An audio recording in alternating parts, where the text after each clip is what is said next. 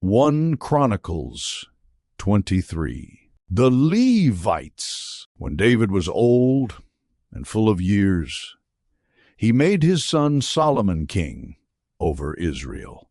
He also gathered together all the leaders of Israel, as well as the priests and Levites. The Levites, 30 years old or more, were counted, and the total number of men was 38,000.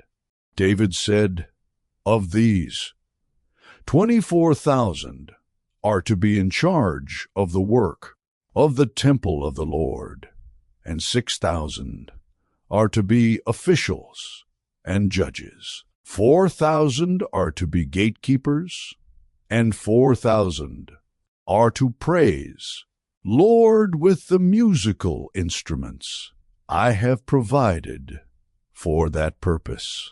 David separated the Levites into divisions corresponding to the sons of Levi: Gershon, Kohath, and Merari.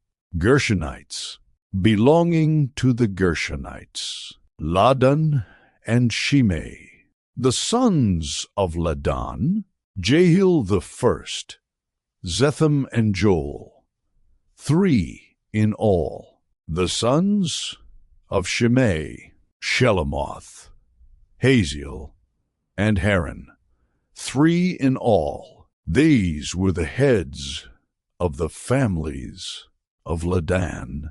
And the sons of Shimei: Jahath, Ziza, Jush, and Beriah. These were the sons of Shimei, 4 in all. Jahath was the first, and Ziza the second. But Josh and Beriah did not have many sons, so they were counted as one family with one assignment. Kohathites.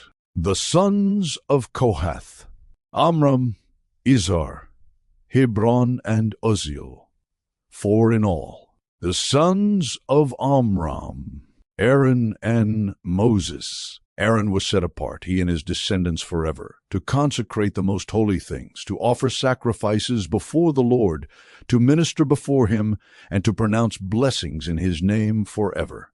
The sons of Moses, the man of God, were counted as part of the tribe of Levi. The sons of Moses: Gershom and Eleazar. The descendants of Gershom: Shubael was the first. The descendants of Eleazar: Rehabiah was the first.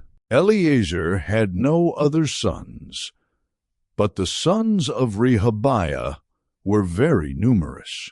The sons of Izhar: Shelomith was the first. The sons of Hebron: Jeriah the first, Amariah the second, Jahaziel the third, and Jechamim the fourth.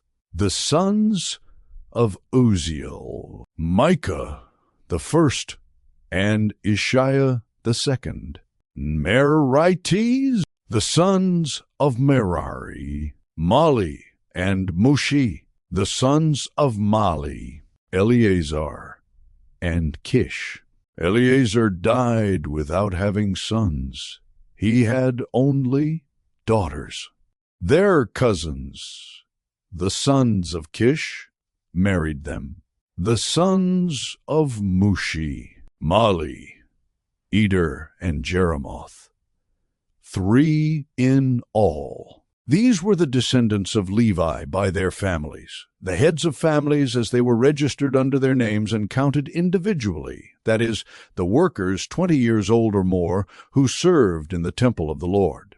For David had said, "Since the Lord, the God of Israel, has granted rest to his people, and has come to dwell in Jerusalem forever, the Levites no longer need to carry the tabernacle or any of the articles used in its service."